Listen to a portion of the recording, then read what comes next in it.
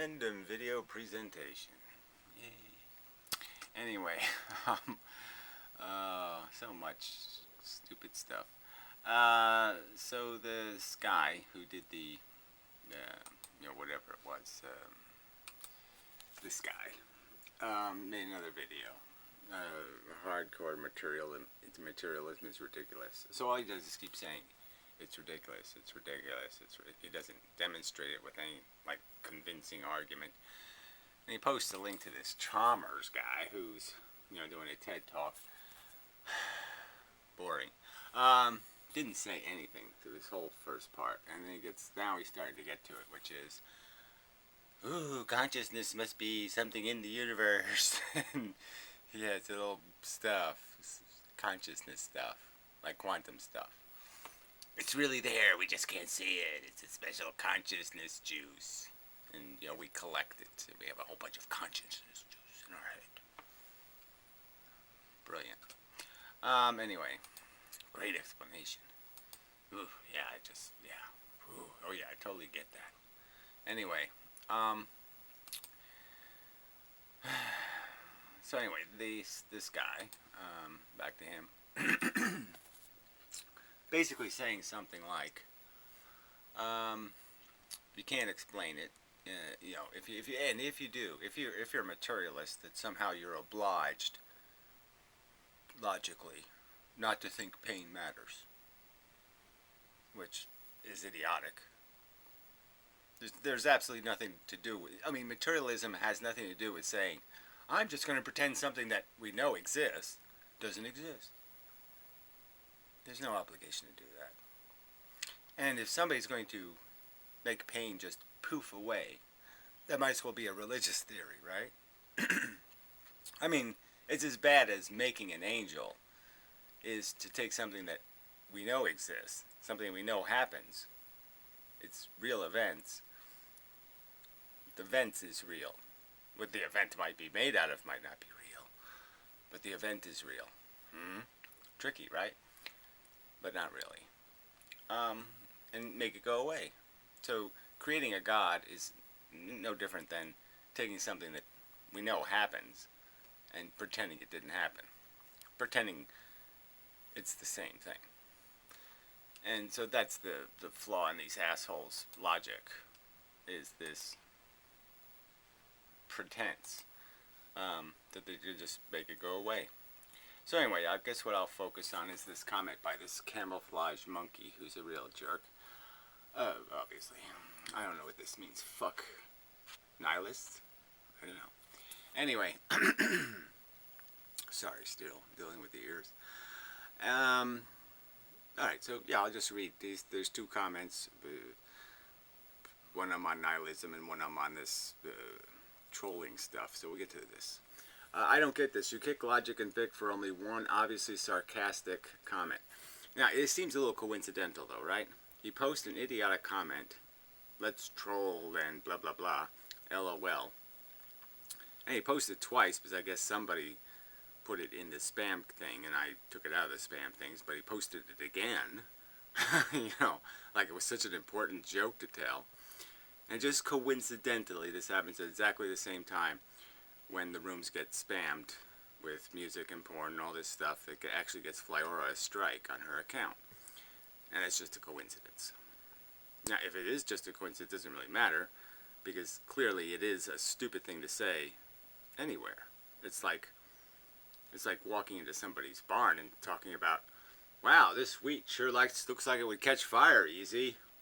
I wonder if somebody would light all this stuff on fire. I wonder if somebody could do that with a match or something, and gasoline, a little bit of gas, and it's, why would somebody do that? Oh yeah, they'd have to be an asshole. So, whatever. Sarcastic comment. If he was serious, he wouldn't have posted it public and for Gary and everybody to read. Again, that logic doesn't go anywhere. Why, if he wasn't serious, would he post it? Why would you post it? So that logic doesn't go anywhere. It's a stupid thing to even talk about, let alone do. But if you're willing to talk about it, it seems like you're probably more likely to do it. Get it? Yeah. even though they've been very polite fellow. Well, the point is that maybe they haven't been.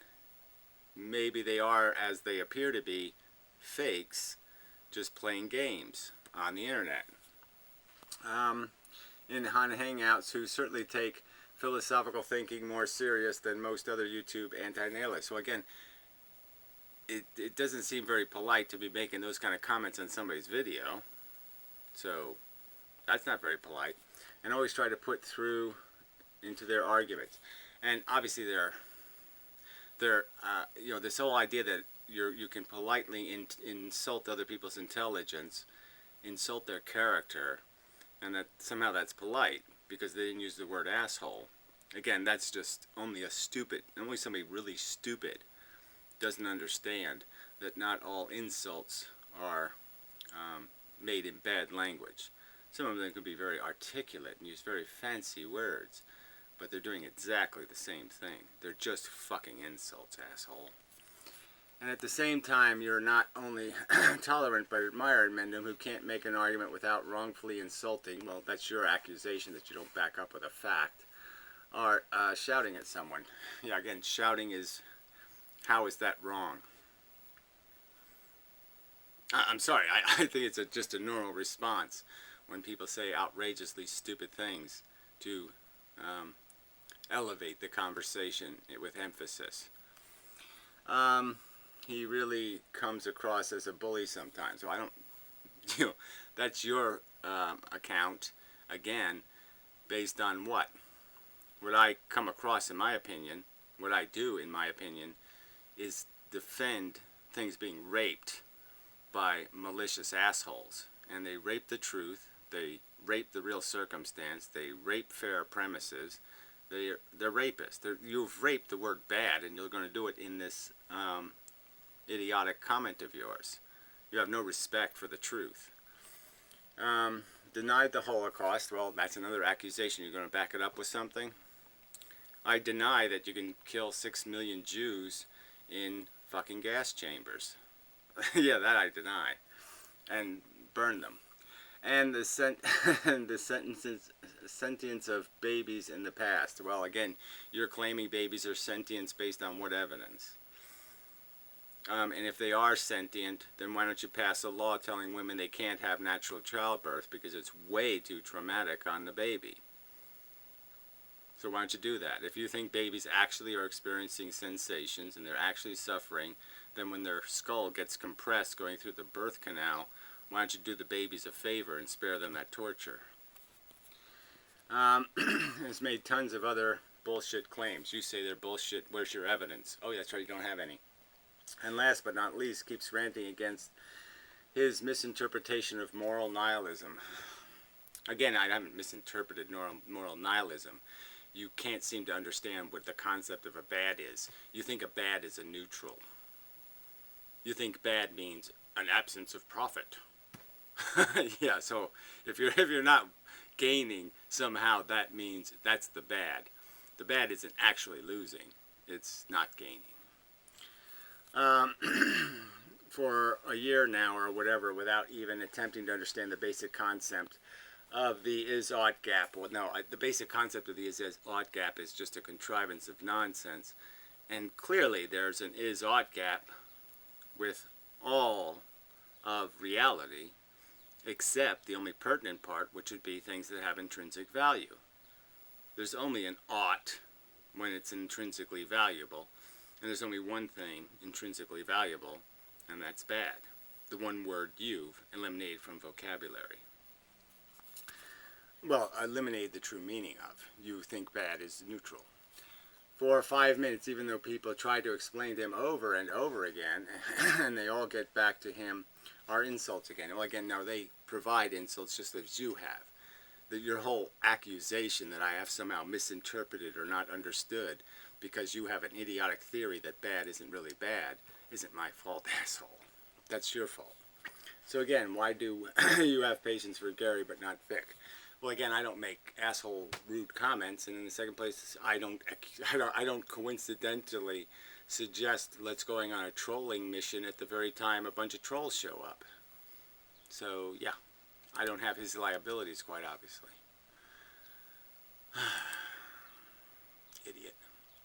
So anyway, this is Not Bad by Numbly Numb. Their convictions all stem from one simple faulty premise: the inference that the genocide, slavery, and systematic torture, degradation, and exploitation of most of the world's sentient life forms is perfectly rational, so long as those who impose it consider it to be valuable and have made its actualization their personal goal. I'm happy to report that I can't follow that logic. And right, that's the effectively the theory of the nihilist, is that I will just do what I feel, and what I feel is somehow naturally perfect. There's no criticisms or judgments necessary. There's no such thing as intelligence that must filter, test my emotional character. There's no intelligence to be applied because we don't know what a bad is. Anyway, you're wrong. Moral nihilists don't believe in universally rational actions. Right, so you don't believe in exactly the same thing, that there would be actions to be rational have to have purposes, and purposes would have to be somehow fundamental. And so you don't believe there's a fundamental purpose, which means there's not a fundamental meaning to something like bad that has to be fixed. There's no such thing as broken, essentially. Where people who believe there's such a thing as broken understand that broken needs to be fixed. That's what intelligence does. Intelligence finds things that aren't good and fixes them. Action and moral judgments are always dependent on personal goals and values. So actions are always dependent on personal goals and values. Personal goals and values fed or fueled by what? Again, I would argue that most of my personal goals, most of my personal values have been edified by knowledge of the world and how it works. And that's why my personal goals have changed. It's because my personal goal is to understand the world, and my understanding has told me that these other things that feel, which I don't personally have any connection to, actually have value, period. And I'm obliged to consider their welfare, whether I feel something for them or not. I used to believe moral nihilism was wrong until I spent some time listening to their arguments. Why would you believe it was wrong if it's so purely obvious? And thinking about it recently, the problem is that Gary takes their arguments out of context. In what way? And completely misrepresents them. Liar. Again, you can't prove any of this nonsense. I've made my simple argument why I'm not a moral nihilist. I arrived on Earth. I had sensations. I recognized they are decidedly good and bad in and of themselves. I don't make them good or bad. They're just obnoxious, okay? Pain is obnoxious all by itself. I don't have to make it bad. It makes itself known as bad.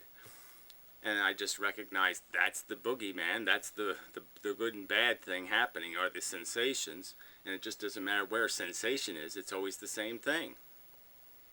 Good sensations are good. Bad sensations are bad. Doesn't matter what vessel they happen to be occupying. They're a thing. The sensation itself is the thing. The vessels are irrelevant. Out of context, misrepresented. You can't learn anything about moral nihilism by watching inmendham videos. Well, I mean, you can, if in the sense that I will show you a moral nihilist, and I'll show you what they do. And I'll show you how they convert the word bad into the word not good.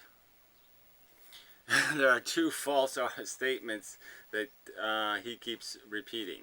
Nihilists deny the difference between suffering, nail in the eye, and pleasure, cupcake. No, they do. They don't. You can objectively say that suffering feels bad. Well, again, it feels bad. It is bad, right? And pleasure feels good for another individual in a specific or all cases.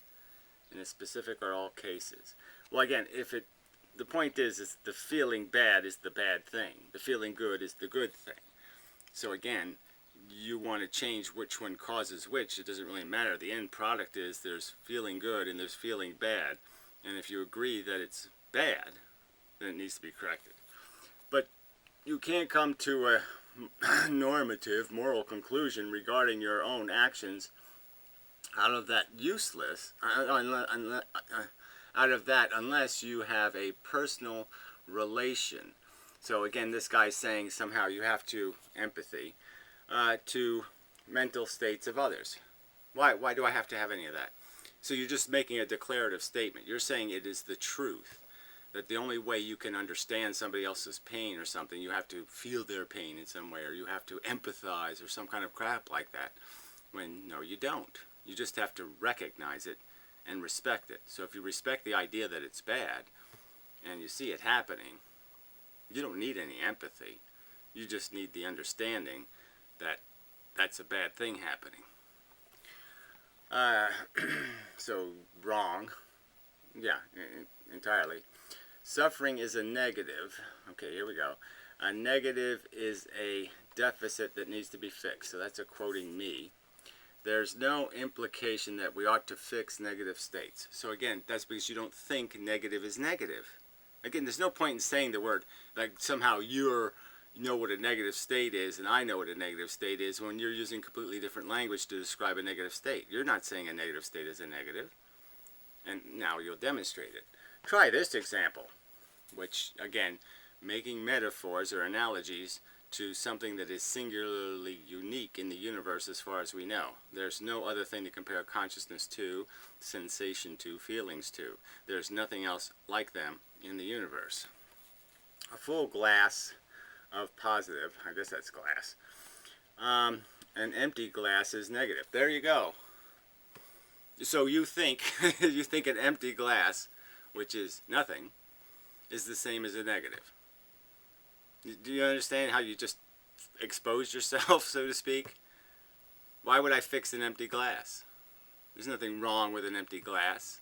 How have you positively respected the sense of urgency of badness by calling something empty or lacking good, being absent of good fluid?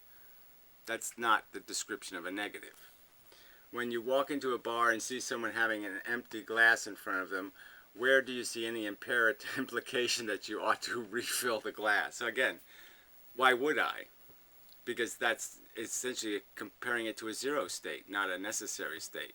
So if you made the analogy oxygen, all right, something that the individual needs to breathe and they're suffocating, now ask me the question. I see somebody suffocating because you've emptied their oxygen out of their thing. They have an empty glass bulb, globe.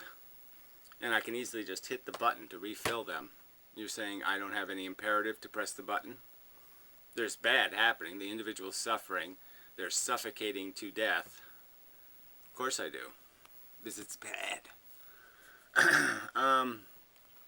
To fix the deficit, so to say, makes no sense. Well, to you it makes no sense. To me it makes infinite sense. So that's the difference between me and you. To me, I can't make any sense of saying I know what a negative sensation is, and now I will ignore that understanding that it's negative, the extent of its negative, the brutality of its negativeness, and I will just ignore it. Why would I do that? Again, my logic to you is, why would I see a distinction between a machine that makes conscious experiences and a machine that makes conscious experiences? Why would I think this one matters, this one being comfortable, and that one doesn't matter whether it's comfortable? I either have to believe they both matter or neither matter, but I can't logically make a distinction.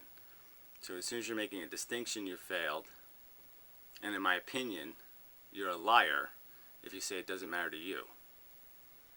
So there's only the third. Curtain number 3 is the only one to pick. They both matter. And they both matter equally.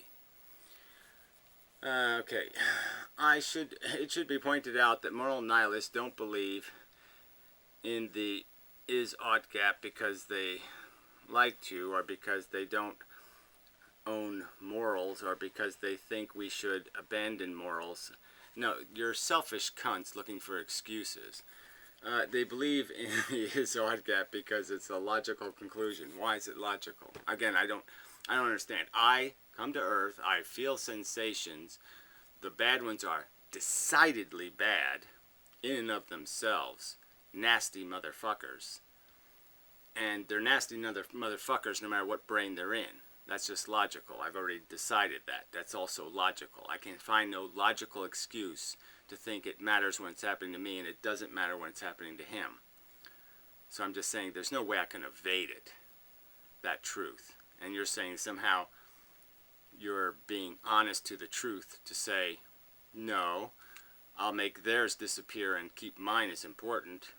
Or somehow you're lying and saying, I don't think either one are important. Fuck you.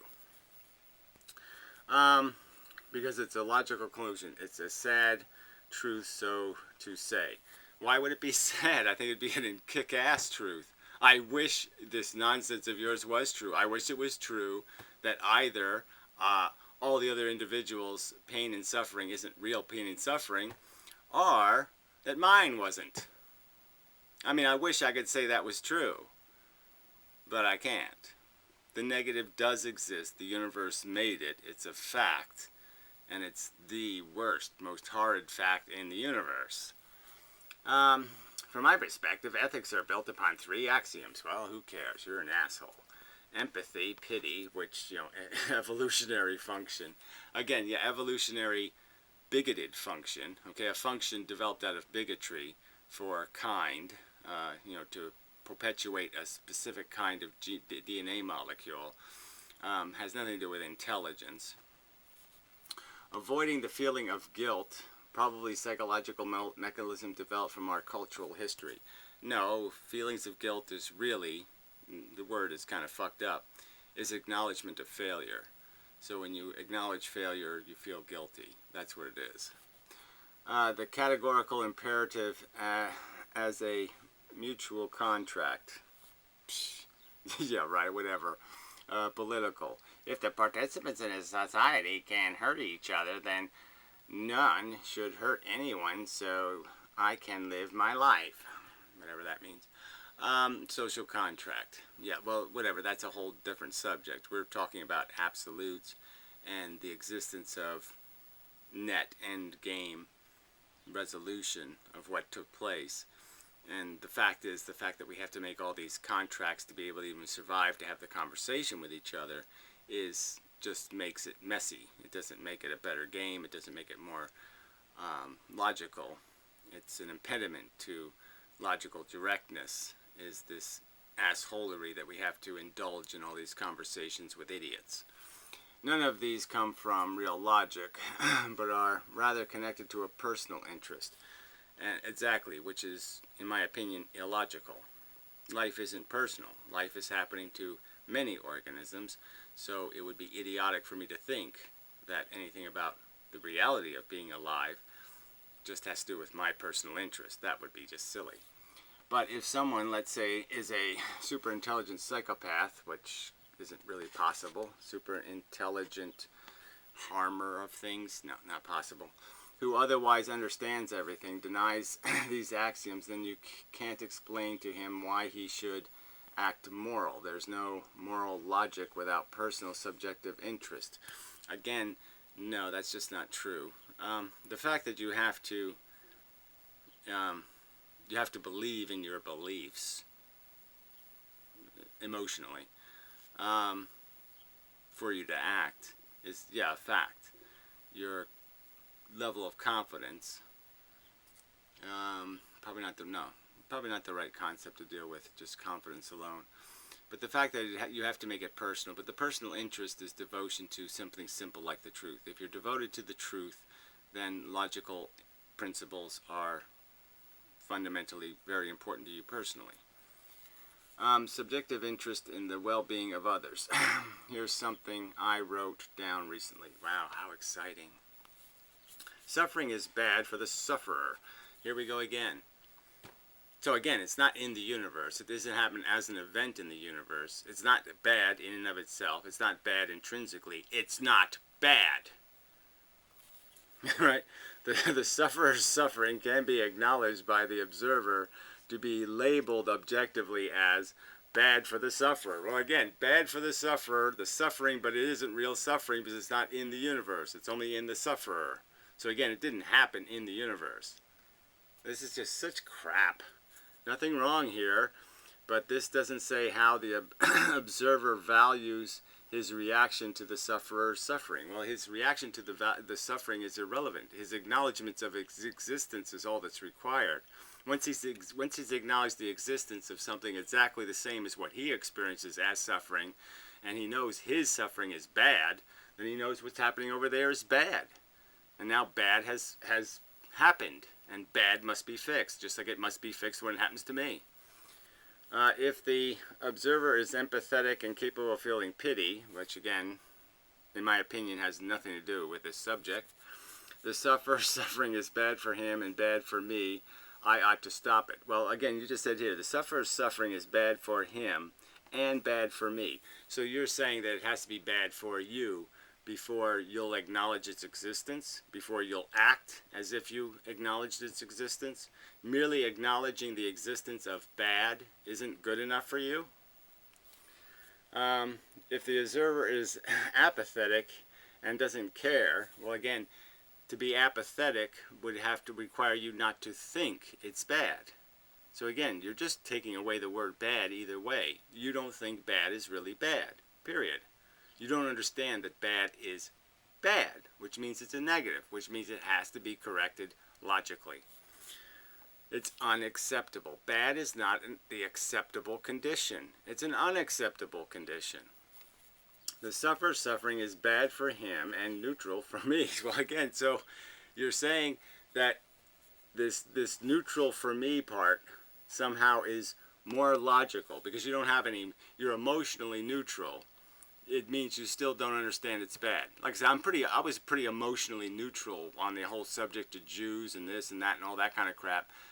But that didn't change the fact that I could recognize the horrible conditions and the awful suffering. So it had nothing to do with who was doing it. It had to do with the fact that it was happening and it was bad. Period. I didn't ought to do anything. I don't ought to do anything. Again, this whole idea that you've neutralized bad into nothing. You've just said bad is a neutral condition. You said you feel neutral, therefore bad must be neutral. You've said your reaction, your emotional reaction, which is neutral, I don't feel anything, therefore nothing must be happening. When intellectually I know something's happening. So you're saying that somehow you can know intellectually that something bad is happening, but because you don't feel like something bad's happening, you won't act. Then you're stupid. If the observer is a sadist, well again, then he's an idiot.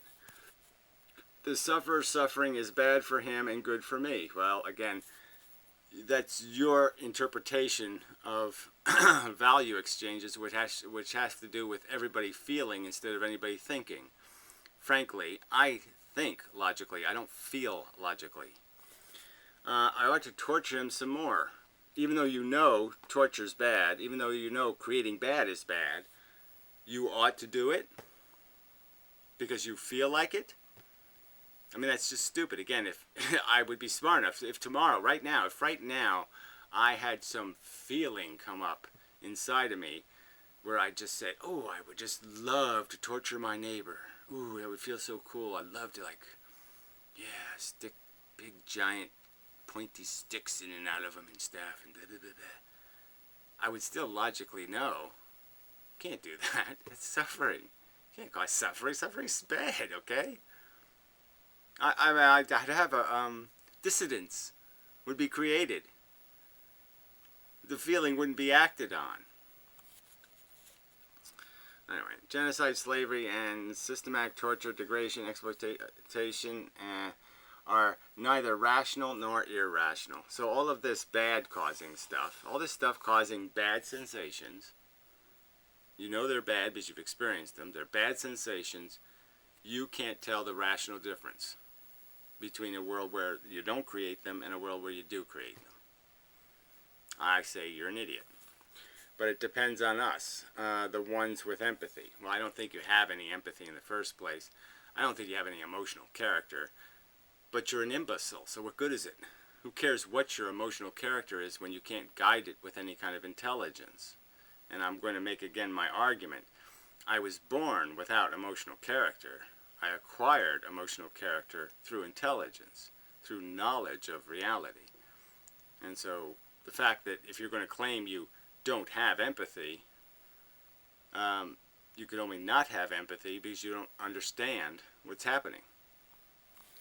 To stop these crimes in favor of our own interest, yeah, in favor of our own interest, yeah, like always doing the right thing is profitable. Personally, it's always, that's the way the world really works, right? That it's always in your own self-interest to do the right thing. Everything will be just fine. Just be a randy and selfish cunt, and everything will work out just great. Fuck you. And not let psychopaths, well, you are a psychopath, take over again. But again, it all comes from feelings, not logic. That statement itself, it all comes from feelings, not logic, is the same thing as saying feelings versus intelligence. Logic is a function, an intelligent function. Logic isn't a feeling function. You don't do feeling logic. You do thought and understanding. You manipulate concepts and descriptions of reality with logic. That's what logic works with. Feelings are silly opinions at best, and gobbledygook at worst. Useless mush, glue, bigotry, crap. Anyway, fuck you people. Alright, yeah, so I'll just add my little blah blah blah here. There's another guy whining, this guy who trolls in the comments.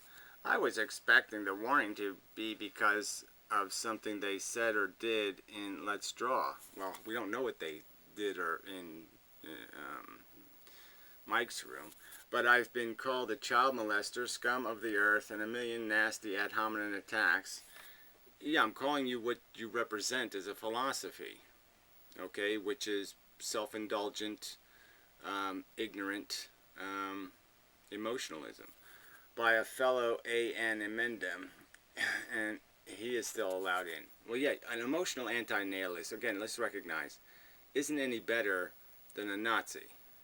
I mean, you know, the bigotry against the Jews isn't any better than his bigotry. He's saying, I have an emotional problem with life, therefore everybody else should be obliged to satisfy my emotional agenda. He's not making a rational argument for AN. He's making an irrational, personal, subjective, emotional defense. He's basically saying everybody should like what I like. Fuck you.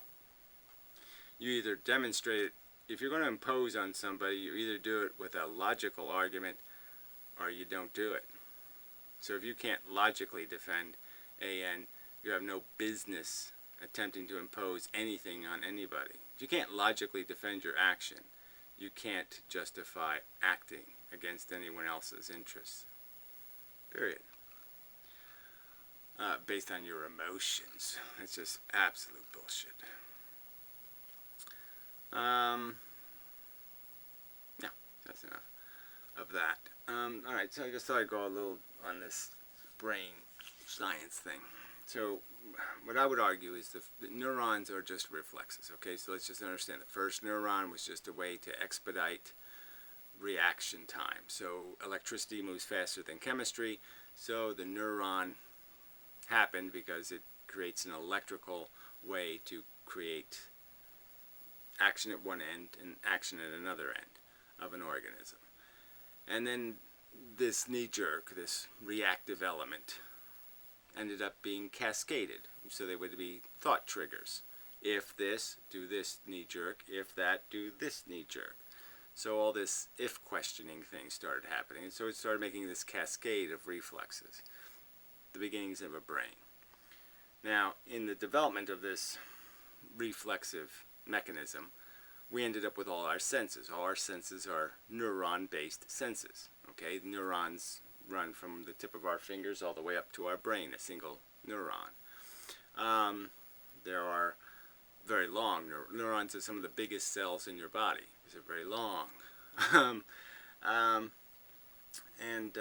Our eyes, our hearing, it's all a neuron-based system of sensation.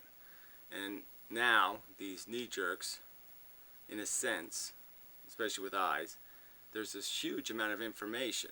So yeah, the first eyeball just said, yeah, daylight, no daylight. You know, lights on, lights off. And then it started seeing more and more detail. It started refining how much because there's so much to glean out of the environment. A ton of information. And essentially the brain, the neural network, the complexity of this arrangement, started modeling the world as representations, as neural packets. So there was little bits of neurons that started now being a representation of tree, or sky, or bird. So then things got categorized as food and threat, and put into different categories, in a sense. And this little model of reality in our brain would play, and it would feed our behavior based on our experience. Now, the only way that can really work is there has to be some way for it to learn actively. There has to be some way to have a reward and punishment system. There has to be value. But anyway, so just think of it as this idea that it's just creating a mental model. Now, your brain right now, if it wanted to, it could give you the illusion of a steel ball floating right in front of me here. My brain could create that. It could create the illusion of it right there in front of me. And it could even probably program my sensations to feel it. So I can not only see it, but feel it. My brain probably is capable of creating a delusion that real, where it makes me really think it's a real thing in the world. But it's just synthesized in my brain. See? Get this? Your brain attempts to model reality because that's what works over time. Good representations of reality work. That's why we don't have a bunch of fake things in our world. Is because it was so much more efficient as a machine if it didn't make fake things. But the trick was, fake material things, fake trees for us to avoid. Why would we avoid a fake tree? That kind of thing. You know what I mean? The brain just didn't bother with that because there was so much value in seeing reality that it didn't fuck with it. But the part it did fuck with was the value part. Value is like a little steel ball. It's a thing it could place in our world. So in our model, it synthesized this fake thing called pain and pleasure. These are not real things in the world, but they're real in our model. And that's the part that matters, because we experience the model in our neurology. We're not living in the world. We're living in the model in our brain. And the model in our brain created pain and pleasure. And pain is really all it created, but let's not get into it. It created this noise, this obnoxious sensation. So it fell upon it probably through experimentation, right? It's modeling the world. It's using these new senses, eyes and ears, and different feelings, tentacles, lots of organisms, different kinds of sensing devices. And these sensations are coming in. It's creating a mental model. And the real point is that once it establishes that it can cover things in our reality with an extra dimension of value. Now we can have a feeling associated with things. And the feeling is this, obnoxiousness, this noise thing. So you could say that the brain just fell on that. It fell on that capacity because it was useful. But it's just a synthesized element of reality. So it doesn't exist in that universe, the real world. It exists in the model our brain has made. But the model our brain has made of reality is in reality. So this new creation of pain is real. It's in reality. It's in a model, but in every sense it's real because it's included in the model of reality. But it's a synthesized perception. It's a synthesized perception in our model. So there's no reason to extract it from reality, and every reason to understand that it's not a representative of something in reality. It's something our brain used. It's a contrivance, a synthetic creation to make us capable of learning and valuing. It creates value, and therefore motivation, imperative, importance, all the big words. You can't have that without that synthetic value. So that's when we stop being robots, so to speak. We're still robots, but only not in the so to speak way. We're not robots in the simple way. We're robots in this more complex way, where our robot is really two robots. One creating reality and one reacting to reality. So one part of our brain is manufacturing the model and including the value, and the other part of the brain is reacting to the value enriched reality our brain creates. There. I think that's better than David Chalmers' wanker of an explanation. So anyway, so yes, in a sense, pain is fake, but it's real, because it's actually a thing in the universe. It's a synthetic, created instrument. It'd be good if it was in the world. If it was just automatic, that you could recognize a bad circumstance was that bad circumstance just written on it. You could just read it and say, oh, I'm a computer, bad circumstance means it's bad, needs to be corrected. Okay, I'll fix that. But it doesn't do that. Instead, instead of painting bad circumstance, we feel bad circumstance. Alright, so that's enough said. So till next time, and such.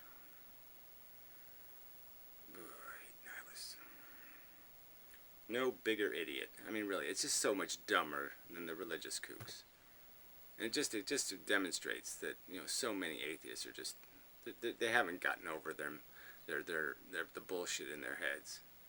You know, they're smart enough to say, I don't like this silly God, but they're not smart enough to say, I don't like God as a concept, because they're just reinventing it. And now they're just making God themselves. Their emotional character is now God, which is just silly. So, till next time.